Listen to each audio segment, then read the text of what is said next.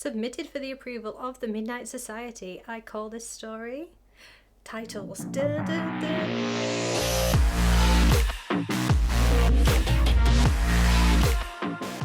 Hi guys, welcome to my first ever full YouTube channel.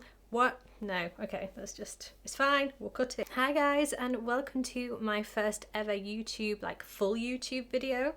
There were a few reasons I wanted to do this. One was because there's so many things that I want to talk to you guys about that I feel like I'm the only one that loves these things, but I just cannot be. There must be thousands of you out there who also feel the same way about these things that I do. The second reason I really wanted to do this YouTube video was mainly because YouTube has really helped me with my mental health issues, chronic pain issues and mental health problems and insomnia. That is something I've dealt with since I was 2, 3, 4 years old.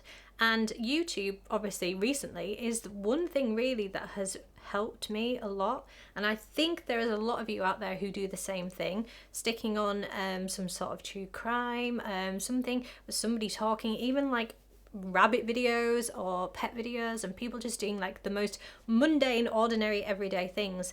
It seems so therapeutic, and just having that familiar sort of voice in the background, just even if you're not fully watching, you're just sitting playing a game on your phone. I usually play Pokemon Go while I have YouTube on, and there's just something really like calm and comforting about that.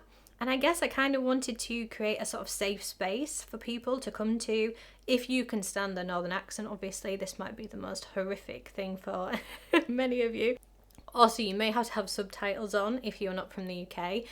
Even if you are from the UK, I apologise now, you might need to have subtitles on. But I wanted to create a sort of safe space for you guys to come, and you don't even have to sit and like watch me. You could just have it on in the background while you're pottering around, and it could just be something kind of just like a safe, kind of familiar space, a little background noise to just kind of drown out the demons. No, like, just to quieten the anxiety, and that is something that has really helped me. And so if I can just help even just one person and achieve that, then this YouTube video has done something good. Let's move past that, so all the heavy stuff. So let's get on to what the topic of this YouTube video is going to be about, and that is spookiness. Now, we have pumpkins, we went a bit pumpkin mad. How freaking cute is this pumpkin cushion? I mean, look at it. Oh my god. So like, these are just going to stay out all year round, I think. I think this is an all-round essential accessory for the home. So I got these off Amazon if anybody wants them. I haven't introduced them to ONYX yet, so you guys might know I have a new man in my life. He's called ONYX, and he is a little 4-year-old Netherland dwarf rabbit. Now, you guys may know my logo is my old house bunny. He was called Lucifer. I had him for about 10 years. He was about 13 years old when he died, and he was like the little love of my life. And so I wanted to sort of capture his essence in my work, so he gets to dress up with me. So every time I do a cosplay, he gets to come along and cosplay with me. But he did die 3 years ago. It's taken me this long to kind of get over. I mean, I'm still not over it. I still cry. I still have dreams about him. I miss him so much. But I felt ready now that it was time to give a bunny a good home. Yeah, we'll let the little tornado loose later on, so stay tuned for the introduction of little ONYX. So my love of anything spooky, and really I was obsessed with anything spooky, telling ghost stories at sleepovers. I was that girl, you came to my house, I had the stories, like I just absolutely loved that stuff. I was born in the late 80s, so that means the early 90s were kind of my window into anything spooky. So we're talking Strange But True. I used to count down to Tuesday nights. I believe it was on something like 8 p.m. or 8:30 p.m. on a Tuesday night, and I was so excited every week to watch Strange But True, which now is utter garbage, but back then, we were desperate. There was limited options on terrestrial TV. Obviously things like Ghost Watch, which I could do a full episode on and very may well do. Pipes, Mum. Pipes is here. I mean, that has still got to be one of the best Halloween nights on terrestrial television that there'll ever be. We'll never be able to replicate that again. So yeah, that definitely deserves its own video. And if you have not watched Ghost Watch, and if you're not from the UK, I would highly suggest you look it up, read some of the backstory on it, and then watch it, because it's absolutely spectacular. Anyway, we won't talk about that any further here. Then we also had things that were actually specifically made for children that were so terrifying, like the Demon Headmaster. I mean, somebody thought this was okay for children. I mean, that guy was scary. I mean, I hope we can find a clip that is, you know, he was so scary. And it's this kind of creepiness of the Demon Headmaster, you know, something that was aired on, what, like 4 p.m, obviously for children to watch. That is the type of thing I want to talk about in this video, because there's something really fascinating to me that goes beyond, you know, we can talk about adult horror movies, R-rated horror movies, but there's something about when it's made for young eyes, where is the line between, you know, what we deem as too scary? When do we say this is too much? Obviously we can, you know, rate it on nudity, profanity, all those obvious things, gore, you know, we're not going to include those things. But when it comes to the real creepy, dark stuff, where do we draw the line? And that's kind of what we're going to be looking at in this video today. Looking back on the things that maybe just went a little bit too far, but we love them for it, and we're not complaining. When we reflect on some of the things from our childhood, the things that scared us the most aren't critters, or or you know, a horror movie, Halloween, or you know, The Exorcist. I watched at 7 and I thought it was the most boring movie I'd ever seen. But there's something so sinister about movies that are aimed for children that are terrifying, like The Witches. I mean, can anybody say they were not traumatized by The Witches? Like, the wig comes off, what the hell, that is scarier than anything from The Exorcist. The fact there's that scene where he's hiding, do you remember, and they're having their big union and the kid is hiding and they're sniffing him out, and there's just something so dark and sinister underneath that even as a child you don't quite understand, and it's only as you watch it back as an adult that you realise, like, that is really, really sinister and creepy, and it's for children. It's aimed for children. So that just makes it extra creepy. Then after the early 90s, we got Sky TV, cable television. So my love of things spooky then began to progress on to Nickelodeon. I don't know what the channels would be over there, but Nickelodeon was 100% the be all and end all for me. As soon as I got home from school, it was Nickelodeon, everything. Obviously we have TV shows that had elements of spooky to them, like Sabrina the Teenage Witch, Halloween episodes, and we have like the Molly Dolly and the River of Candy Corn. I'm a Molly Dolly, and I'm gonna get you. To Kenan and Kel. Do any of you guys remember that Kenan and Kel did a horror TV movie called Two Heads Are Better Than None? And this is actually, I actually love this even more than Good Burger, and we are going to talk about Good Burger for a second, because Good Burger 2, right? Oh my god, that's literally just been announced. Like, I'm so scared and excited about it. Hey, you look familiar. Don't I know you from somewhere? Ever been to Australia? No, me neither.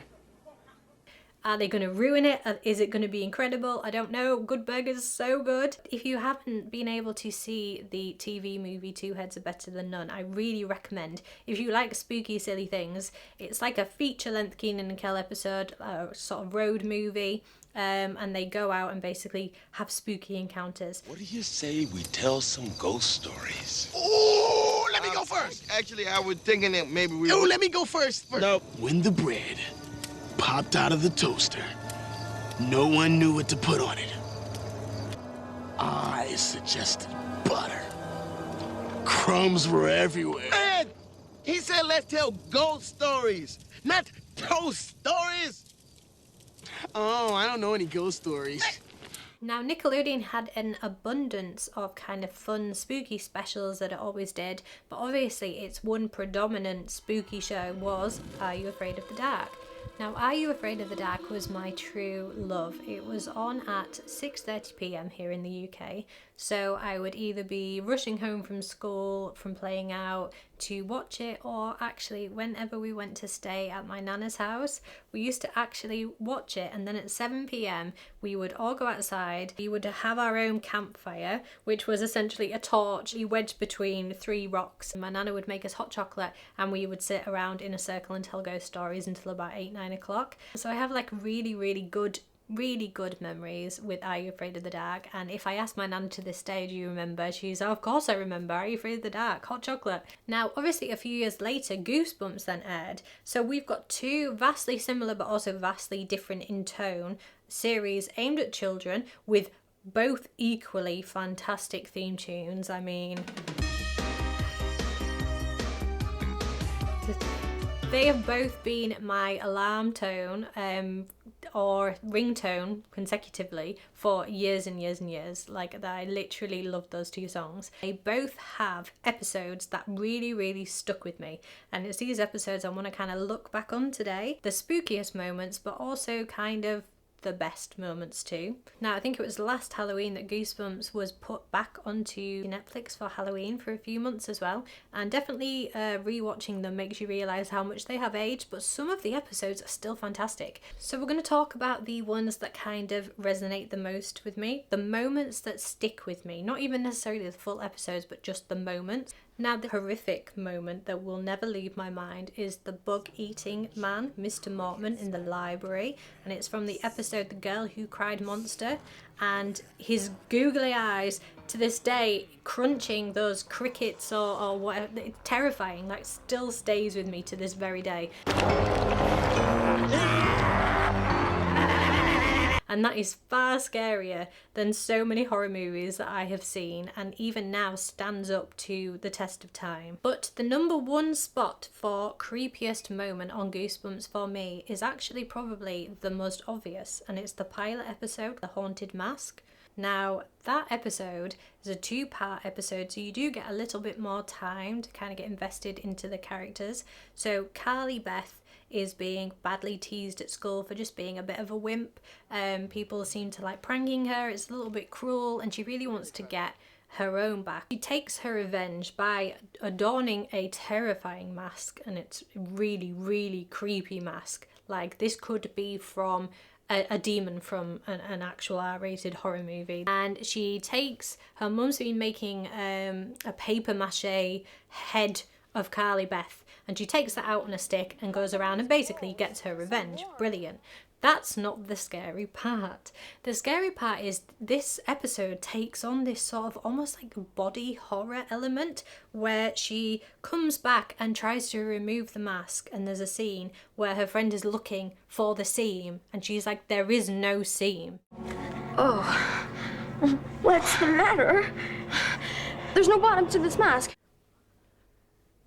The claustrophobic terror, I mean, that is dark, that is body horror, that is like real scares, and that has really stayed with me, and I love that episode for that, just for that moment in particular. For Are You Afraid of the Dark, one is the Renegade virus. It was obviously thinking about things like Y2K, the fear of technology, but I kind of like that it was kind of taking into account maybe some real life world events, kind of like horror should.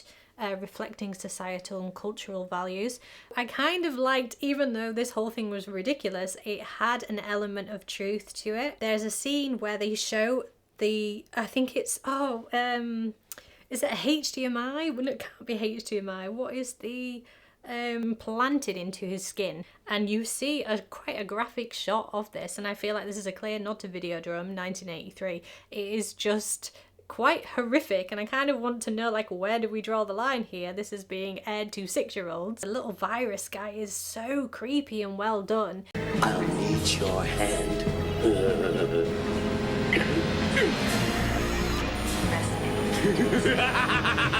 There is also the episode The Tale of the Night Shift, and they are working overnight in a hospital, and there is some special effects on this like vampire Dracula kind of guy, and he looks like quite intense. Again, feels like something from 80s horror movies. Everything, you know, that we would look for in an adult horror movie is in this episode. The next episode we have to talk about is the Ghastly Grinner. Now, that is the vision of him, the oozing. He was terrifying. So he basically leaps to life from a comic book, and he is the most terrifying thing. And that's pretty intense for a 7-year-old. Now, you might be surprised to discover that the Ghastly Grinner is not my number one. And that is The Tale of the Midnight Madness. Now this one, for me, the acting is great. You believe in the characters, you're kind of backing the characters. What is cheesy feels appropriately cheesy. But what really sells this one for me is the special effects. And I mean, this Nosferatu type vampire that comes out of the screen. He is literally Nosferatu, Werner Herzog, you know, territory. This guy isn't Christopher Lee. This guy is creepy. He is so well done. His fingers, his head, everything, the teeth, excellent, just so well done. Whether it's in black or white, as he transforms into colour, everything translates so well. And I just think the eeriness, the kind of stillness, and just kind of the creepiness of this guy, you know, creeping silently around corners. I mean, it's obviously an excellent nod to all the vampire movies, but I think it kind of surpasses some of them, dare I say. It does it better. It keeps it simple, and that's what makes this so much creepier than I feel it should be. And also, to kind of give this episode some credit, it does deal with the issue of a cinema that's in decline, and they are trying to release new movies to try and keep, you know, money coming in so the cinema doesn't get closed down. And I think that's you know, a real nice kind of, I feel like this was made by a true cinema buff, and you know, it is sad with the decline of cinema. It's a shame that we can never kind of go back and capture those special moments in cinema. So I do love just the whole vibe of this episode. It really does give a nod to the whole genre, and it's a great window, a great avenue for a kid to, you know, start delving into horror movies. So I hope you guys agree with some of those points. I will just let you know ONYX is now in the room. Whether he comes to see us, I don't know. He might not. He's having a good look around at the lighting equipment, and he's thinking it looks pretty tasty. So if anything comes tumbling crashing down, or you hear anything, that's what's happening. But there is one more honourable mention that I would like to do a full video on, but whether I'll ever get a chance to, I don't know. But that is something called Cry Baby Lane. Now, I know loads of you will know about this, loads of you will not.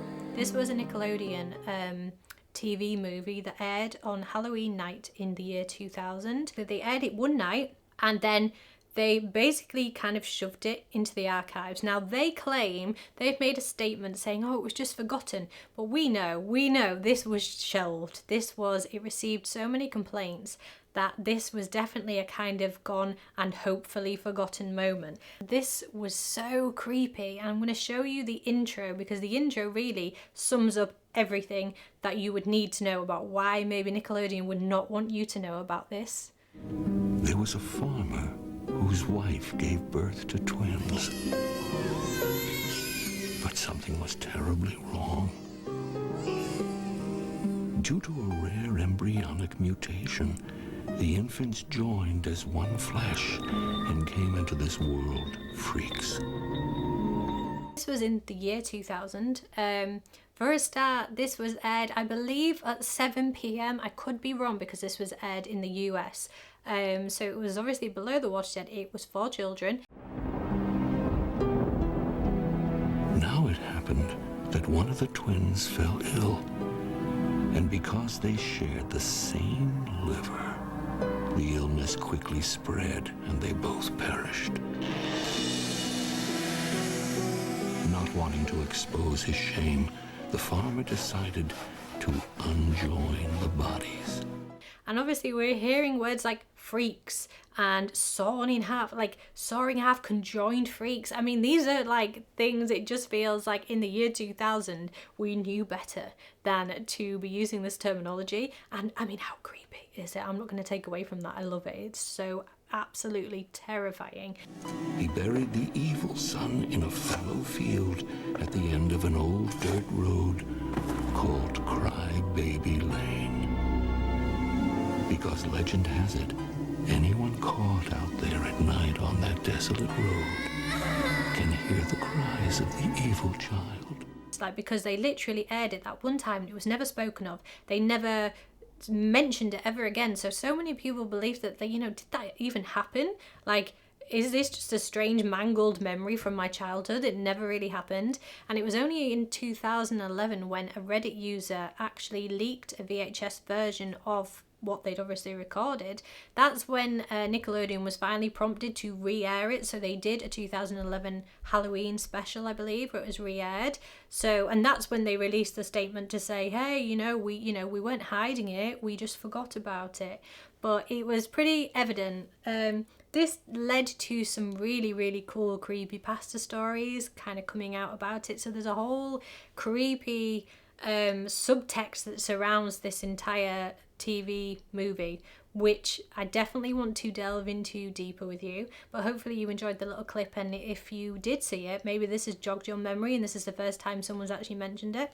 Maybe you've seen it a few times, maybe you know all about it, you might even know more than me. Feel free to tell me more and I can use it in my next video.